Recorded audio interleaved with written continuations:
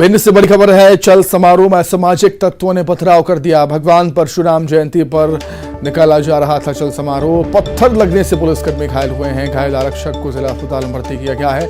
मौके पर भारी पुलिस बल पहुंचा है। नारे लगाने को लेकर विवाद उपजा था। उपद्रवी मौके से भाग खड़े हुए।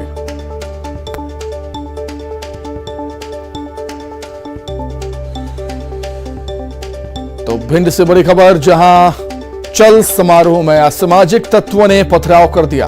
भगवान परशुराम की जयंती पर चल समारोह निकाला जा रहा था, तभी पथराव हुआ है रैली पर। चल समारोह पर पत्थर लगने से एक पुलिसकर्मी घायल भी हुआ है, जिसको जिला अस्पताल में भर्ती किया गया उपचार के लिए। और मौके पर भारी पुलिस बल को तैनात किया गया। नारे लगाने को लेकर विवाद हुआ था और उपद्रवी मौके से भागने में कामयाब हो गए।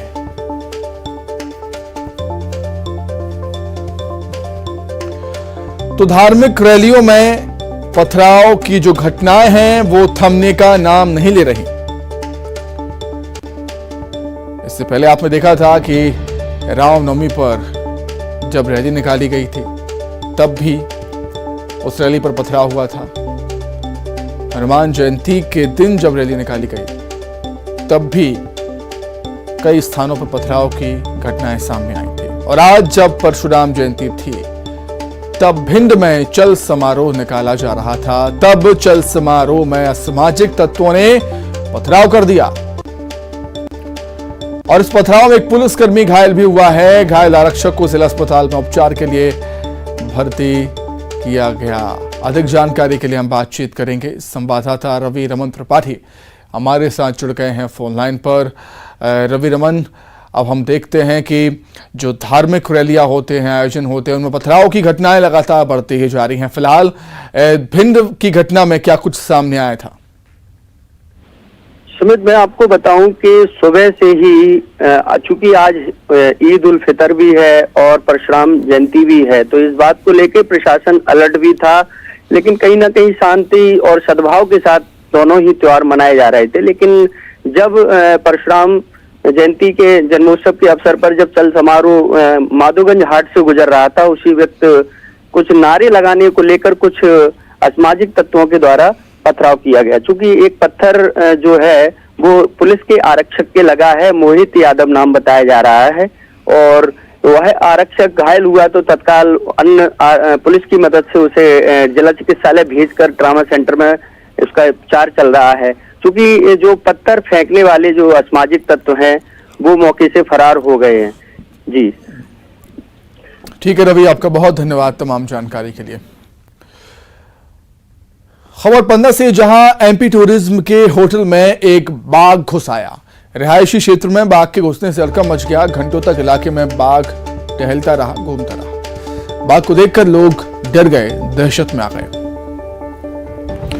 पन्ना से खबर आपको बता रहे हैं, जहां पर एमपी टूरिज्म के एक होटल में बाघ घुस आया था। रिहायशी क्षेत्र में बाघ घुसने से हड़कंप मच गया, दहशत का माहौल वहां पर बन गया और घंटों तक, काफी देर तक ये बाघ इलाके में यूं ही टहलता रहा। बालाघाट में नक्सली एनकाउंटर में बड़ा खुलासा हुआ है। मुठभेड़ में 20 से 22 हथियारबंद नक्सली शामिल थे, ये बात निकलकर सामने आई है। 22 से ज्यादा जवान भी एनकाउंटर में शामिल थे। मुठभेड़ के दौरान 400 राउंड से ज्यादा फायरिंग हुई है। 2 महिला नक्सली ढेर हुई और दोनों महिला नक्सली सुकमा जिले की रहने वाली थी। दोनों नक्सलियों पर 14 लाख का इनाम घोषित था। बालाघाट मंडला जोन आईजी ने प्रेस कॉन्फ्रेंस कर इस बात की जानकारी दी। मध्य प्रदेश, छत्तीसगढ़ और महाराष्ट्र में सुनीता पर 15 संगीन अपराध दर्ज थे, वहीं सरिता पर 11 आपराधिक केस दर्ज थे। 2 303 राइफल, 18 राउंड जिंदा कारतूस और रसद बरामद हुई। नक्सली एनकाउंटर के बालाघाट में हाई अलर्ट जारी कर दिया गया। 200 से ज्यादा जवान नक्सल क्षेत्रों में सर्चिंग कर रहे हैं। गढ़ी थाना क्षेत्र के कदला के जंगल में नक्सली मुठभेड़ हुई थी।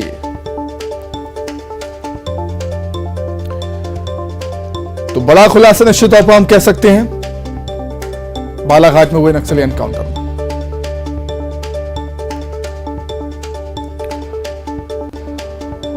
खबर टीकमगढ़ से, जहां आत्महत्या के मामले की जांच करेगी एसआईटी। पुलिस पर लगाया है प्रताड़ित करने का आरोप। कल एक परिवार के 3 लोगों ने अपनी जान दे दी थी।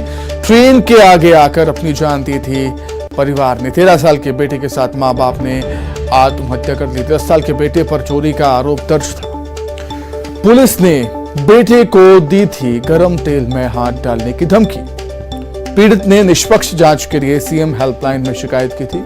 पुलिस पर लगातार प्रताड़ित करने के आरोप लग रहे थे। 10 दिन में अपनी जांच रिपोर्ट सौंपेगी एसआईटी।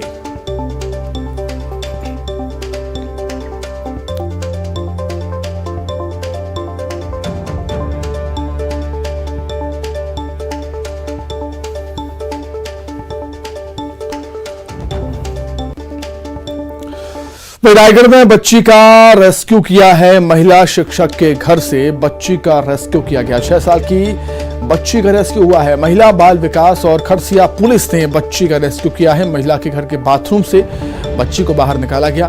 मारपीट के बाद बच्ची को बाथरूम में बंद कर देती थी महिला। कई दिनों तक महिला बच्ची को खाना भी नहीं देती थी। खरसिया के मदनपुर सिंचाई कॉलोनी की घटना है। पड़ोसियों की शिकायत के बाद ही कार्रवाई हुई। 2 माह पूर्व दूसरे जिले से बच्ची को लेकर आई थी महिला शिक्षक का नाम बताया जा रहा है आशा अग्रवाल। क्या नाम है बेटा आपका? क्या? मीठी। कहाँ से हैं बेटा आप? बेटा आपका क्या नाम है? मीठी नाम है। मीठी नाम दियो। हाँ बेटा, बेटा अंदर इधर आ।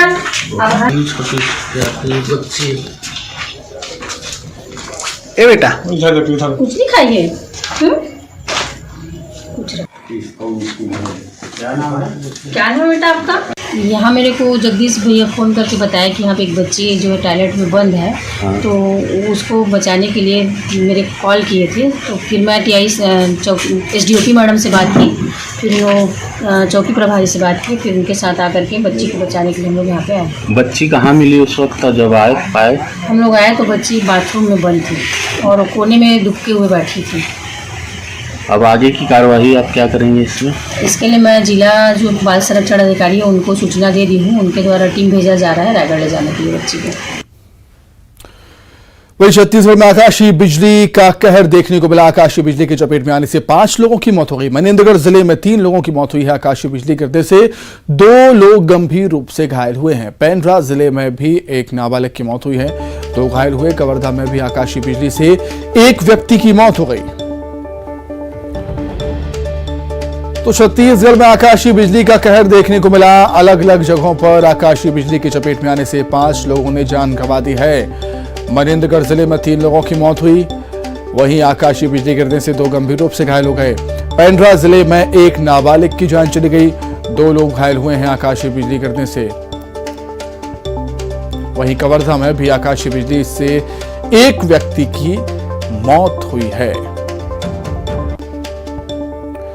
हालांकि मौसम विभाग ने पहले ही अलर्ट जारी किया है। छत्तीसगढ़ के अलग अलग जिलों में मौसम को लेकर कई जगहों पर गरज चमक के साथ बारिश, कई जगहों पर आंधी चलने की आशंका मौसम विभाग ने जताई थी और कई स्थानों पर आकाशीय बिजली गिरने की आशंका भी मौसम विभाग ने जताई थी और उसका असर भी हमें देखने को मिला। छत्तीसगढ़ में कई जगहों पर आकाशीय बिजली का कहर। 5 लोगों की जान चली गई अलग अलग जगहों पर। मनेंद्रगढ़ में 3 लोगों की मौत हुई। 2 गंभीर रूप से घायल हो गए। पेंड्रा जिले में एक नाबालिग की जान चली गई। यहां भी 2 घायल हुए हैं आकाशीय बिजली से। वहीं कवर्धा में भी आकाशीय बिजली ने 1 व्यक्ति की जान ले ली।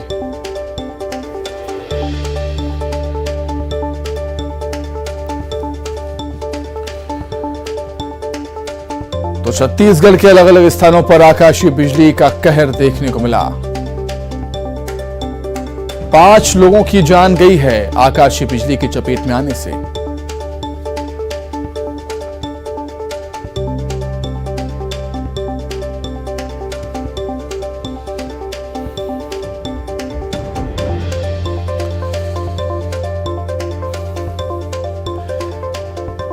तो 5 लोगों की जान चली गई आकाशीय बिजली के चपेट में आने से। छत्तीसगढ़ में अलग अलग स्थानों पर, अगर हम मनेन्द्रगढ़ जिले की बात करें तो यहां पर 3 लोगों की मौत हुई है आकाशीय बिजली की चपेट में आने से। वहीं 2 लोग गंभीर रूप से घायल हो गए, जिन्हें उपचार के लिए अस्पताल में भर्ती किया गया है। पेंड्रा जिले की बात करें तो यहां भी आकाशीय बिजली का कहर देखने को मिला। पेंड्रा जिले में आकाशीय बिजली ने एक नाबालिग की जान ले ली, वहीं 2 लोग यहां भी घायल हुए हैं। कवर्धा की अगर हम बात करें तो कवर्धा में आकाशीय बिजली से एक व्यक्ति की मौत हो गई है। तो छत्तीसगढ़ में अलग अलग जगहों पर आकाशीय बिजली गिरने से 5 लोगों की जान चली गई। अधिक जानकारी के लिए बातचीत करेंगे संवाददाता युगल तिवारी हमारे साथ जुड़ गए हैं फोन पर। युगल, मौसम विभाग ने अलर्ट जारी किया था, मौसम खराब होगा, कई स्थानों पर आकाशीय बिजली गिरने की आशंका भी जाहिर की थी और वो अलर्ट का असर हमें देखने को भी मिला है। छत्तीसगढ़ के अलग अलग स्थानों पर आकाशीय बिजली गिरने से 5 लोगों की जान चली गई। लगातार छत्तीसगढ़ में अगर पूरे हम आकाशीय बिजली की बात करें तो पूरे साल भर आकाशीय बिजली गिरते हैं और आकाशीय बिजली के जो आंकड़े हैं वो चौंकाने वाले हैं। पूरे प्रदेश में 34% जो है आकाशीय बिजली जो छत्तीसगढ़ में गिरती है, जिसकी वजह से कई लोगों की मौत होती है। अगर बीते एक साल की आंकड़े की बात करें तो लगभग 1900 लोगों की मौत हुई है। मवेशी लगभग 6000 से अधिक मवेशी भी मारे गए हैं और आज जिस तरह से आकाशीय बिजली गिरी है, मनेन्द्रगढ़ में 3 लोगों की मौत हुई है, कवर्धा में 1 और पेंड्रा रोड में 1 नाबालिग की मौत हुई है। और दरअसल ये अज्ञानता भी कहा जा सकता है कि जब आकाशीय बिजली या गरज चमक के साथ होते हैं तो लोग पानी से बचने के लिए पेड़ों के नीचे चले जाते हैं और यही वजह है कि अक्सर आकाशीय बिजली है वो गिरती है पेड़ों पर और लोगों की मौत होती है। ये आंकड़े चौंकाने वाले हैं। पूरे देश भर में सबसे ज्यादा लाइटनिंग की जो घटना है वो छत्तीसगढ़ में दर्ज की गई है। ये बीते वर्ष का भले ही आंकड़ा है लेकिन अभी भी लगातार मौत होती है। बीते वर्ष 6 लोगों की एक ही स्थान पर मौत हुई थी। तो ये कहा जा सकता है कि अभी अनभिज्ञता है, लोग नासमझी करते हैं और यही वजह है कि इस तरह की जो घटना है वो होती है। और अभी भी राजधानी सहित प्रदेश के कई स्थानों पर अभी भी तेज हवाएं चल रही है, तेज अंधड़ चल रही है और अभी भी मौसम पूरी तरह से खराब है। और तेज आंधियों की वजह से जो पोल है, इलेक्ट्रिक पोल है, वो टूटे हुए हैं। साथ ही साथ पेड़ों को काफी नुकसान हुआ है। लगातार इस तरह के जो मौसम है खराब है वो लगातार अभी भी जारी है। जी ठीक है युगल, बहुत धन्यवाद आपका तमाम जानकारी के लिए। आगे बढ़ेंगे। नारायणपुर में नक्सलियों पर शिकंजा कसा गया, 3 माओवादियों को पुलिस ने गिरफ्तार किया है। नक्सल गतिविधियों में शामिल थे तीनों। हत्या, आगजनी और आईडी विस्फोट जैसी वारदात को उन्होंने अंजाम दिया था। गिरफ्तार माओवादी देलनार एरिया कमेटी के सक्रिय सदस्य भी हैं। थाना ओरछा और छोटे डोंगर क्षेत्र का मामला।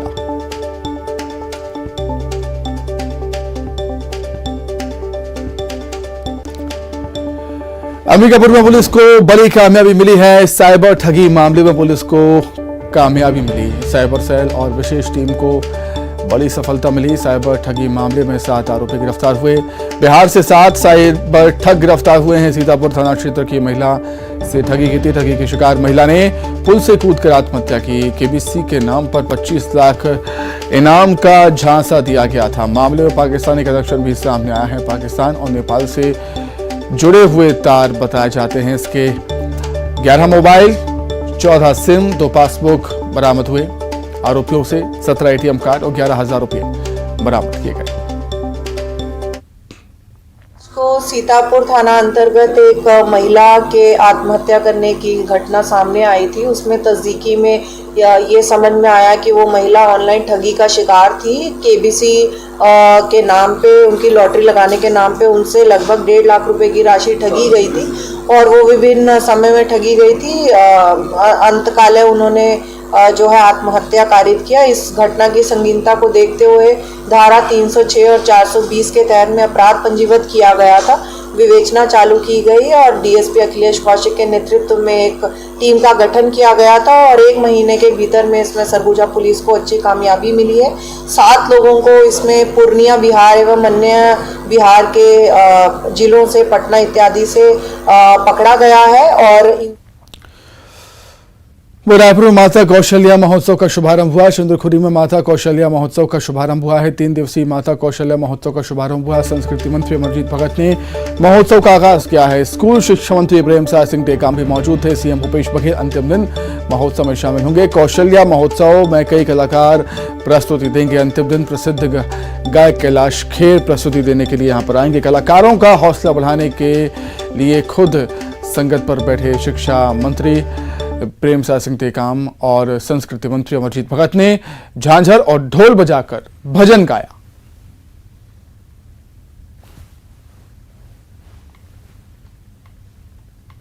तीन दिवसीय माता कौशल्या महोत्सव की शुरुआत आज से हुई। हालांकि बारिश ने खलल डाला और चूंकि भव्य आयोजन होने वाला था, भव्य तैयारी भी की गई थी, लेकिन जिस तरह से पूरे प्रदेश भर में बारिश हुई, यहाँ पर भी काफी तेज बारिश हुई, अंधड़ हुआ और उसके बाद जो है संस्कृति मंत्री अमरजीत भगत ने इसकी शुरुआत की।